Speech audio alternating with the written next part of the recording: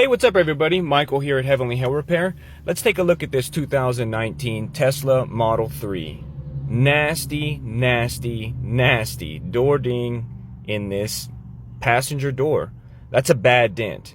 And we're going to run into some problems during this repair, but let's dive into this bad boy. This is going to take us a little bit of time, but we got this. So first off, the door panel is going to have to come off. We need to get behind that dent. As big as it is, plus it's on that body line, we're going to need to get some leverage behind it. So that door panel is going to have to come off. These Tesla door panels, they're really easy. They only have 3 torques. If I can pull it off, anybody can do it.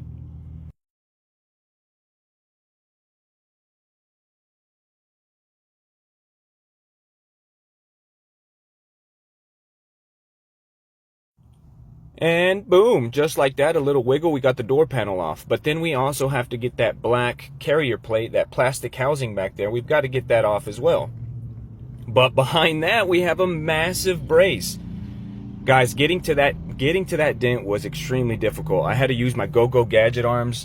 But as you see, it came out amazing. We got that body line back to where it needed to be. Dent came up beautifully. What an amazing repair.